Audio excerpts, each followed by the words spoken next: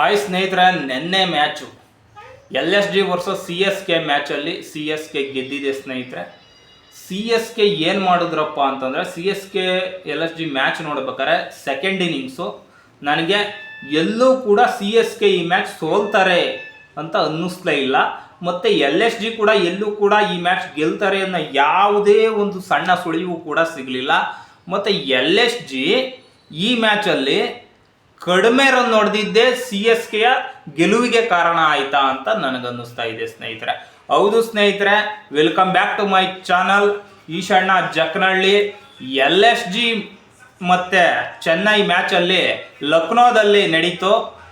ಇದು CSK toss ಗೆದ್ದು ಬೌಲಿಂಗನ್ನು ಆಯ್ಕೆ ಮಾಡ್ಕೊಂತು ಒಳ್ಳೆ ಮೂವ್ ಅಂತಲೇ ಹೇಳ್ಬೋದು. ಯಾಕಪ್ಪ ಅಂತಂದರೆ ಲಕ್ನೋ ಪಿಚ್ಚು ಹೇಳಿ ಕೇಳಿ ಅದು ಬೌಲಿಂಗ್ ಪಿಚ್ಚು, ಜಾಸ್ತಿ ಸ್ಕೋರ್ ಆಗಲ್ಲ, ನಿಧಾನ ಸ್ಲೋ ಪಿಚ್ಚು ಅದು.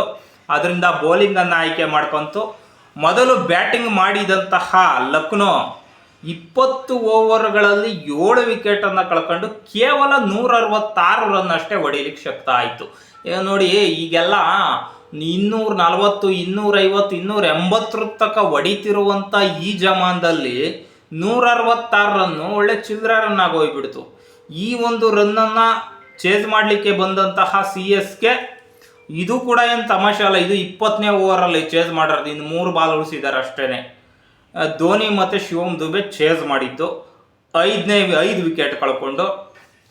ಒಟ್ಟಾರೆಯಾಗಿ ಹೇಳ್ಬೇಕಂದರೆ CSKಗೂ ಕೂಡ ಏನಂತ ಸುಲಭದ ಗೆಲುವೇನಾಗಿರಲಿಲ್ಲ. ಒಟ್ಟು ಗೆದ್ದಿದ್ದಾರೆ, ಎಲ್ಲೂ ಸೋಲ್ತಾರೆ ಅಂತಲೂ ಅನ್ನಿಸ್ಲಿಲ್ಲ. ಕೊನೆ ಮೂಮೆಂಟ್ವರೆಗೂ ತಗೊಂಡೋಗಿ ಗೆಲ್ಲ ಅಂತ ಅವಶ್ಯಕತೆ ಏನಿರಲಿಲ್ಲ. 17-18ನೇ ಓವರ್ಗೆ ಮುಗಿಸ್ಬೋದಿತ್ತು. ಏನೇ ಇರಲಿ ಸ್ನೇಹಿತರೆ, ಧೋನಿ ಅವರು ಇವತ್ತು ಚೆನ್ನಾಗಿ ಆಟ ಆಡಿದ್ದಾರೆ. ಅವ್ರ ಮೇಲೆ ಟೀಕೆಗಳು ಕೇಳಿ ಬರ್ತಾ ಇತ್ತು. 11 ಬಾಲ್ಗೆ 26 ರನ್ನನ್ನು ಹೊಡೆದಿದ್ದಾರೆ ಸ್ನೇಹಿತರೆ. ಬನ್ನಿ ಮ್ಯಾಚ್ನ ಸಾರಾಂಶವನ್ನು ನೋಡ್ತಾ ಹೋಗೋಣ.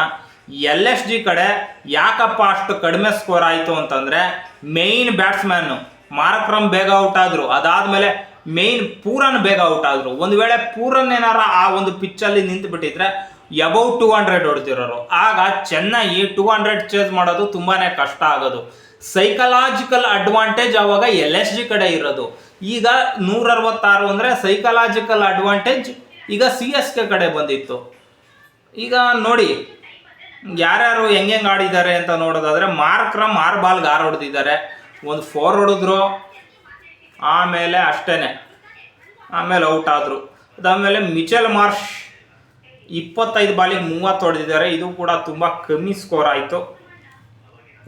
ಅವರ ಎಬಿಲಿಟಿಗೆ ಇದು ಸ್ಕೋರ್ ಅಲ್ಲ, ಇನ್ನೂ ಜಾಸ್ತಿ ಹೊಡಿಬೇಕಿತ್ತು. ಪೂರನ್ ಹೇಳ್ದಂಗೆ 9 ಬಾಲ್ಗೆ 8 ರನ್ ಹೊಡೆದಿದ್ದಾರೆ. 2 4 ಹೊಡೆದ್ರು ಕಣ್ರಿ, ನಾನು ನೋಡಿದೆ 2 4 ಹೊಡೆದ್ರು ಅಷ್ಟೇ. ಆಮೇಲೆ LBW ಔಟ್ ಆದರು. ಅದು ಒಂಥರ ಅನ್ಲಕ್ಕಿ ಡಿಸ್ಮಿಸಲ್ ಅಂತ ಹೇಳ್ಬೋದು. ಪೂರನ್ ಅವ್ರಿಗೆ ಔಟ್ ಆದರು. ರಿಷಬ್ ಪಂತ್ ಸುಮಾರಾಗಿ ಆಡಿದ್ದಾರೆ ಇವತ್ತು. 49 ಬಾಲ್ಗೆ 63 ಹೊಡೆದಿದ್ದಾರೆ. ಮೋಸ್ಟ್ಲಿ ಇವ್ರು ಕೊನೆವರೆಗೂ ಇದ್ದಿದ್ರೆ ಏನಿನ್ನೊಂದು 10 ರನ್ ಜಾಸ್ತಿ ಬಂದಿರೋದೇನೋ.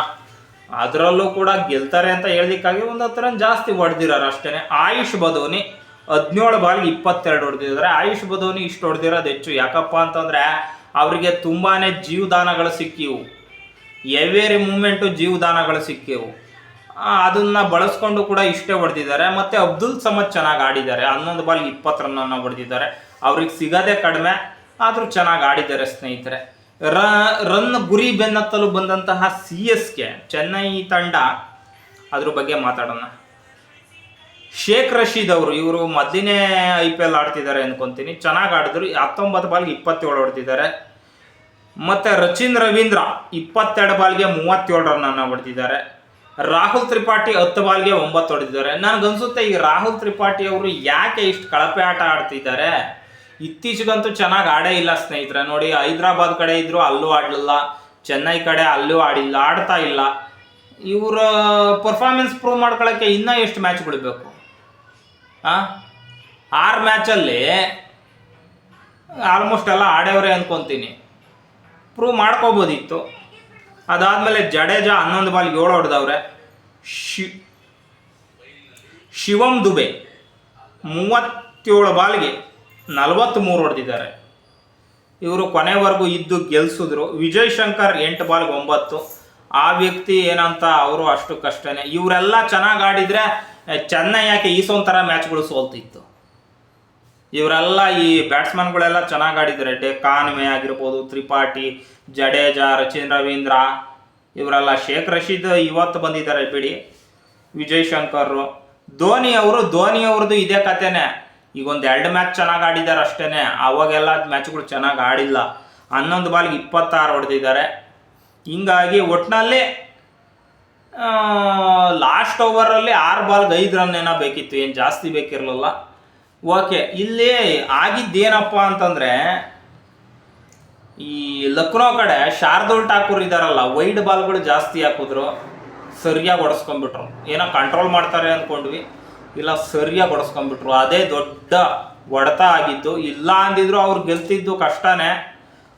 ಸದ್ಯ LSG ಕಡೆ ಇವರು ರಿಷಬ್ ಪಂತ್ ಅವರು ಫಾರ್ಮಿಗೆ ಬಂದಿದ್ದಾರೆ, ನೋಡಬೇಕು. ಈಗಲೂ ಲಾಸ್ಟ್ ಪ್ಲೇಸಲ್ಲೇ ಇದ್ದರು CSK ಅವರು, ಈಗಲೂ ಲಾಸ್ಟ್ ಪ್ಲೇಸಲ್ಲೇ ಇದ್ದಾರೆ. ಏನೇ ಅಂತ ವೇರಿಯೇಷನ್ ಆಗಿಲ್ಲ. ಮತ್ತು ರನ್ ರೇಟಲ್ಲೂ ಏನಂತ ಹೇಳ್ಕೊಳ್ಳೋ ಅಂಥ ರನ್ ರೇಟ್ ಏನು ಇಂಪ್ರೂವ್ ಆಗಿಲ್ಲ. ಅದೇನೇ ಇರಲಿ ಸ್ನೇಹಿತರೆ, ಒಟ್ಟಿನಾಗೆ CSK ಈ ಮ್ಯಾಚ್ ಗೆದ್ದಿದ್ದಾರೆ. ಲಕ್ನೋದಲ್ಲೂ ಕೂಡ CSK ಫ್ಯಾನ್ ತುಂಬ ಇದ್ದಾರೆ. ಓಕೆ ಸ್ನೇಹಿತರೆ, ಇಷ್ಟು ಹೇಳಿ ಈ ಒಂದು ವಿಡಿಯೋವನ್ನು ಮುಗಿಸ್ತಾ ಇದ್ದೀನಿ. ನಿಮ್ಗೆ ಏನು ಅನಿಸುತ್ತೆ ಈ ವಿಡಿಯೋ ಬಗ್ಗೆ ತಪ್ಪದೆ ಕಾಮೆಂಟ್ ಮಾಡಿ, ಮತ್ತು ನನ್ನ ಚಾನಲ್ಗೆ ಸಬ್ಸ್ಕ್ರೈಬ್ ಮಾಡ್ಕೊಳ್ಳಿ ಅಂತ ಹೇಳ್ತಾ ಈ ವಿಡಿಯೋ ಮುಗಿಸ್ತಾ ಇದ್ದೀನಿ. ಜೈ ಹಿಂದ್, ಜೈ ಕರ್ನಾಟಕ, ಜೈ ಭುವನೇಶ್ವರಿ ದೇವಿ.